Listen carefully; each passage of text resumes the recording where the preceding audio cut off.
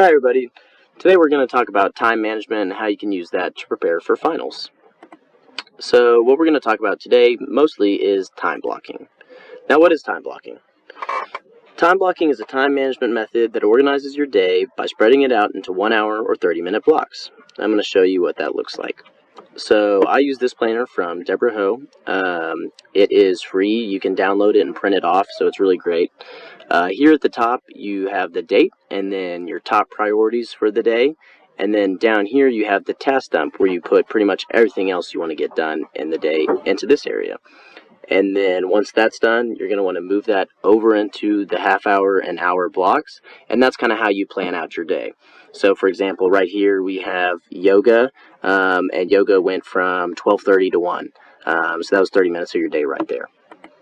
Moving on, why do we use time blocking? So you may have an idea what needs to get done, but more often than not, you're not certain of when each task is going to be completed.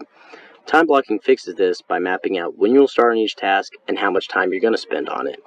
It can also be extremely productive because it helps cut back on distractions and let you focus on one specific activity.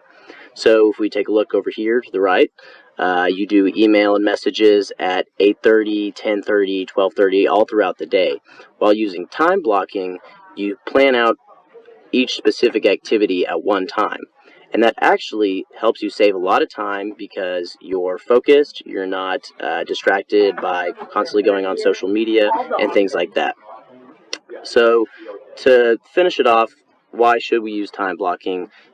It helps make you aware of how you spend your time, and it forces you to decide what is worth your time. Additionally, it helps you cut back on perfectionism. So I know people like myself, I usually want to get things done like to the best I can, but it often can take a long time. So with time blocking, it helps set a specific time for when you need to get things done, and it helps cut back on that. Additionally, I know I love to procrastinate, especially with everything going on right now.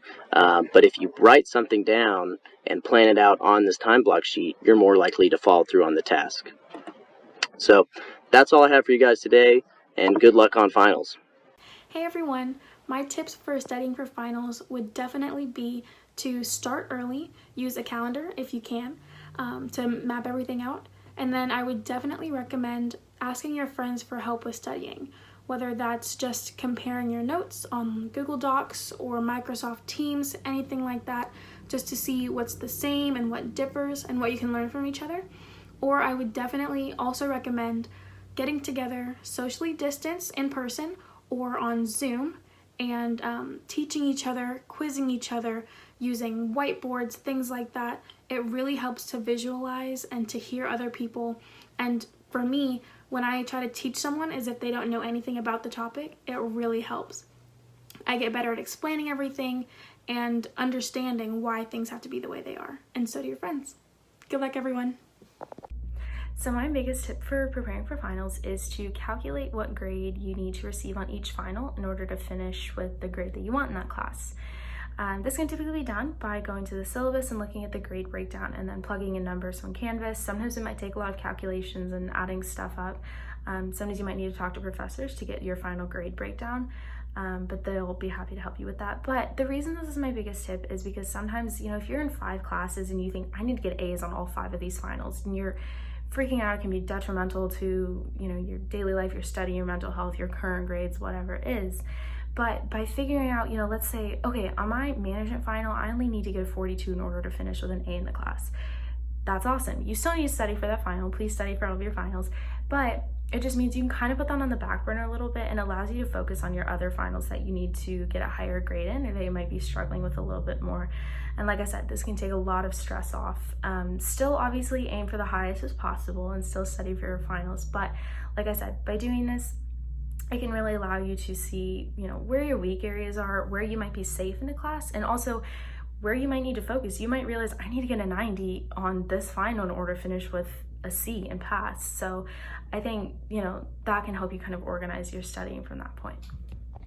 Hey everybody, one of my personal tips for preparing for finals would be to use what is on your phone. And by that I mean reminders and the alarm. These final exams are not always going to be in the same time or day that your regular classes are. For example, you could have a Tuesday, Thursday class that 10:30, and your exam could be on a Wednesday at 9 a.m. or even a Friday at 5 p.m.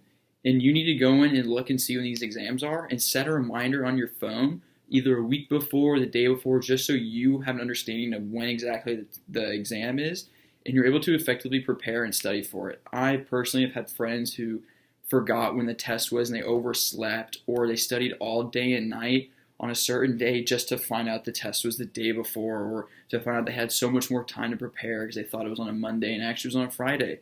And I know you guys are going to be able to study effectively and kill it, so as long as you know when the test is, you guys are going to ace it. Good luck.